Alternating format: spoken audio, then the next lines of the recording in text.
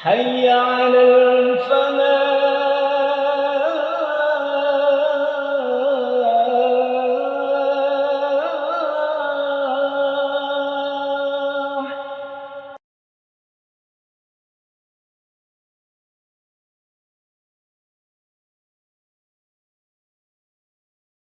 Assalamualaikum warahmatullahi wabarakatuh.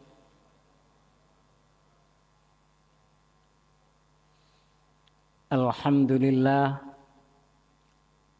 nahmadullaha haqqa hamdih wa nashkuruhu haqqa syukrih wa afdhalus salawati ala nabihi wa rasulih.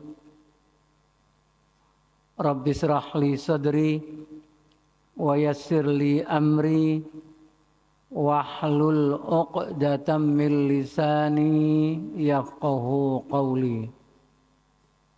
Amma ba'd, para jamaah, Bapak Ibu sekalian yang dirahmati oleh Allah, pada malam hari ini saya akan menyampaikan ceramah tarawih dengan tema kesombongan dalam diri manusia. Sebelumnya saya mau bercerita bahwa sejak saya pertama kali berani menyampaikan ceramah agama, mulai pertama sampai dengan hari ini, belum pernah saya memilih tema yang berkaitan dengan kesombongan. Itu karena saya memandang masalah kesombongan ini sudah sering ditausiahkan para mubaligh, para asatidz yang lain,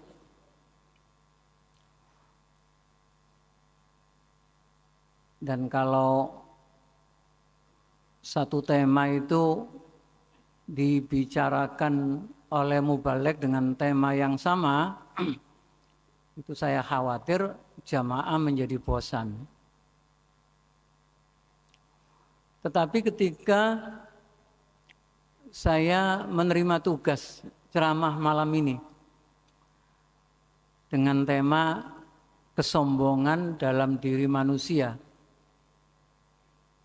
itu saya membaca judul temanya saja, hati saya sangat bergetar.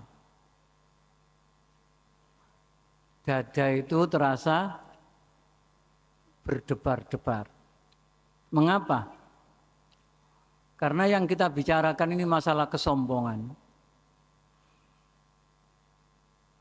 Kalau sudah menyangkut perbuatan sombong,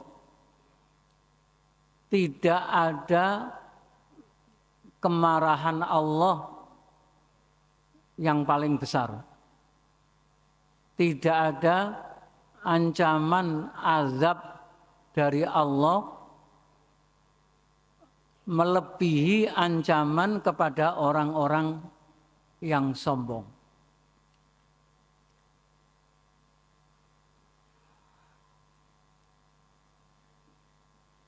Sombong dalam bahasa Arab, takabur, itu diartikan al-i'tizaz bidzat wal ihtiqar lil akharin. Orang sombong itu orang yang merasa atau yang memandang dirinya itu mulia dibanding dengan orang lain. Wal ihtiqar lil akharin, dan memandang orang lain itu lebih rendah dan hina dibanding dengan dirinya. Orang-orang yang punya sifat sombong itu disebabkan karena dia merasa dia memiliki kelebihan-kelebihan, memiliki keunggulan-keunggulan dibanding dengan orang lain. Tapi peringatan Allah agar kita tidak sombong itu tidak ditujukan kepada orang-orang yang punya jabatan-jabatan tinggi sebagai ketua atau kepala dalam organisasi, di kantor-kantor. Tidak hanya ditujukan untuk orang-orang yang punya kelebihan harta benda. Peringatan agar kita tidak sombong, tidak merasa dirinya lebih mulia dibanding dengan orang lain, itu ditujukan kepada semua orang. Semua kita. Bahkan Rasulullah itu mengingatkan, beliau sangat benci kepada orang yang tidak punya kelebihan apa-apa, tapi sombong. Secara jabatan tidak ada, gelar akademik juga tidak ada, harta juga tidak berlimpah, tapi sikapnya sombong. At-takabbur huwa suluk yadharu fihi saksu ihtikaran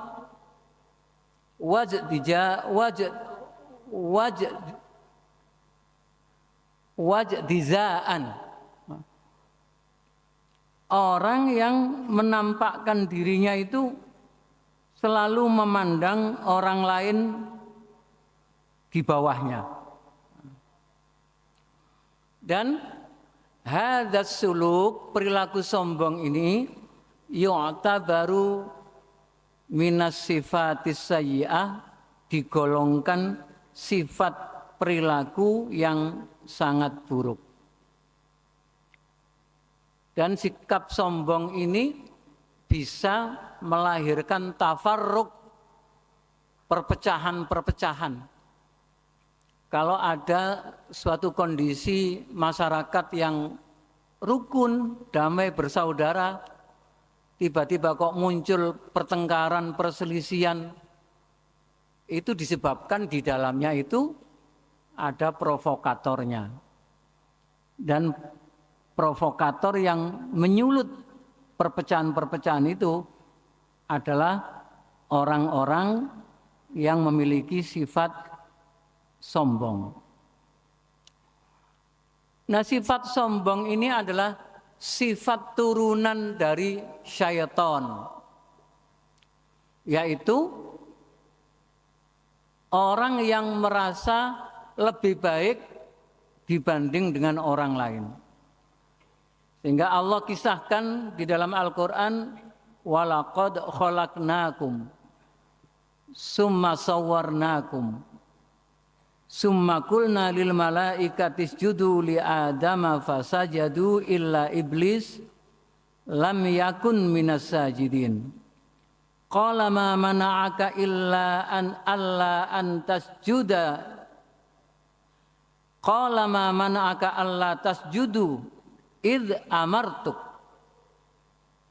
Qala ana khairun minhu khalaqtani min narin wa khalaqtahu min tin.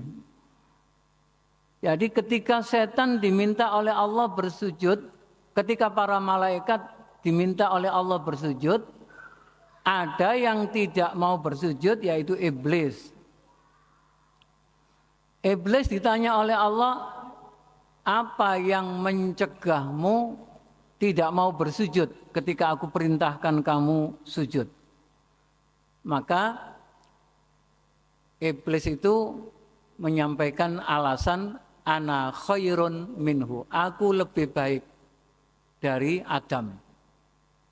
Khalaqtani min narin, engkau ciptakan aku dari api, wa khalaqtahu min tin, dan engkau ciptakan dia dari tanah. Jadi di antara kita siapapun yang punya sikap perilaku merasa lebih baik dari orang lain ini, inilah unsur kesombongan yang paling utama. Dan di antara kita semua itu punya potensi yang sangat besar di dalam menunjukkan kesombongan-kesombongan seperti itu. Di dalam bahasa Indonesia, sombong itu ada saudara kembarnya. Kata-kata sombong itu selalu digandeng dengan angkuh dan congkak. Dalam bahasa Arab, kata-kata takabur itu juga ada kembaran-kembarannya. Orang yang sombong itu ada kesombongan yang bersifat vertikal yang disebut dalam Al-Quran aba wastakbara wa kana minal kafirin, selalu menolak perintah, selalu merasa dirinya benar, dan selalu kufur. Kesombongan, perilaku sombong juga bisa bersifat bisa bersifat horizontal. Kita bisa merasakan, kita bisa saling merasakan bagaimana seseorang itu sombong atau tidak. Allah mengatakan innallaha la yuhibbu kulla mukhtalin fakhur. Allah tidak menyukai setiap orang yang mukhtal.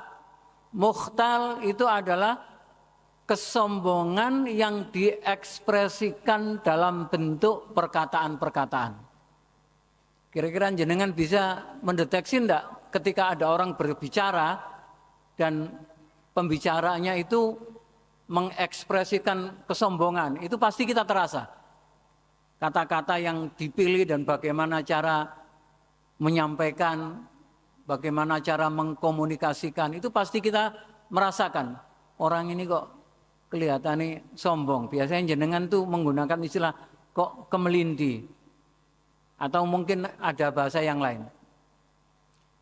Di samping ada al-mukhtar, juga ada al-fakhur.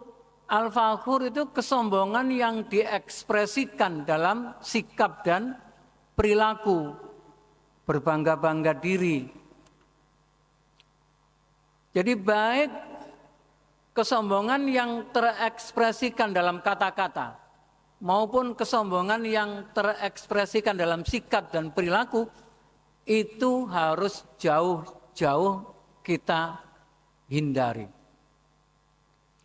Bapak Ibu sekalian, setiap Allah menceritakan bermacam-macam kejahatan perilaku orang-orang kafir di dalam Al-Quran, itu pasti ditutup dengan